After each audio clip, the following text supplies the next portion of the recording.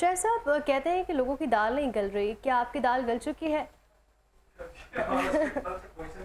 बिल्कुल ऑलमोस्ट हमारी जो दाल है बिल्कुल माशाल्लाह मेरी दाल हमेशा गल जाती है। और मैं कोशिश करता हूँ कि अपने ऑडियंस के लिए जो आज जो रेसिपी मैंने बनाई है बादामी स्पेशल दाल, तो होपफुली कि आज ज़बरदस्त जिन्होंने ये रेसिपी मिस की है, जिन्होंने अभी टीवी ऑन की है, जल्दी से काफ़ी पेंसिल उठा लें, मेरी रेसिपी एक दफ़ा दोबारा नोट कर लें और लिख लें अपने पास। और ये ज़बरदस्त तरीका भी बता दूं कि किस तरह बनी है दाल। सबसे पहले मैं साथ साथ गार्निश भी करता जाऊँगा और अपनी जो रेसिपी रिपीट भी कर लूँगा, वो आप लोग राइट डाउन भी कर लें।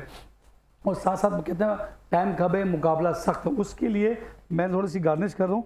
ये मैंने सबसे पहले हमेशा दाल को मैंने मिक्स दाल ली और उसको मैंने बिल्कुल चूल्हे पर रखा, उसको पानी में भिगो दिया 20 से 25 मिनट तक। जब उसके बाद दाल बिल्कुल नरम हो जाए, फूल जाए और आपको उसमें कच्चापन ख़त्म हो जाए, उसके बाद आपने क्या करना है, बिल्कुल ईजीली आपने दाल को बिल्कुल एक आधा कप पानी लेना, उसको बॉईल करना। पानी जब उबल जाए, जो आपने दाल भिगोई हुई इसमें ऐड करना है। उसके बाद आपने जल्दी से इसको आपने अच्छे से इसको इसके अंदर बॉईल करना है, बिल्कुल मीडियम फ्लेम के अंदर। जब आप दाल बॉईल कर रहे हो दूध के अंदर, उसमें आपने मिल्क, क्रीम और तमाम मसाले इसमें ऐड करने हैं और हल्की हल्की चम्मच से आपने इसको मिक्स करना है। चिकन को मैंने थोड़ा हल्की आंच में मैंने ऑयल लिया है, उसको गर्म किया है मैंने हल्की आंच पे। उसको गर्म करने के बाद उसके अंदर मैं चिकन को बिल्कुल उसमें टेंडर किया है। जब चिकन आपको बिल्कुल टेंडर हो जाए, टेंडर होने के बाद आप देख सकते हैं कि बिल्कुल ये इसका ये आप इस देखिए बिल्कुल इसका ये शेप होना चाहिए, बिल्कुल देखिए इस शेप से लगा जूसी होगा। और मैंने आधा किलो चिकन को फ्लेवर बना के उसको मैंने चॉप करके इसमें डाल दिया, दाल में मिक्स कर दिए।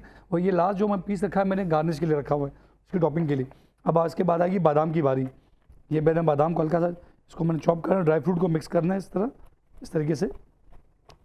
और ये देखिए बिल्कुल, लेकिन थोड़ा सा उसके बाद जब साथ में ग्रीन टी, वो आप एक कप ग्रीन टी की चुस्की ना हो तो ये मज़ा नहीं हो सकता।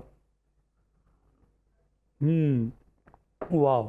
तो आपने इस तरह मैंने ग्रीन टी पीने के बाद इसको मैं हल्का सा चॉप करूँगा ताकि ये बादाम और मिक्स मेवा इसके अंदर अच्छे से वो हो जाएं। अब इसके बाद हमारी दाल ऑलरेडी बन चुकी है। अब मैं ऊपर से इसको मैं इसके अंदर मिक्स करूँगा और मैंने उबालते वक्त भी इसमें ऐड किया है, आप लोग भी इसमें ऐड कर सकते हैं। ये देखिए ये अब मैं दाल के अंदर डालूंगा इस तरह। ओ यस,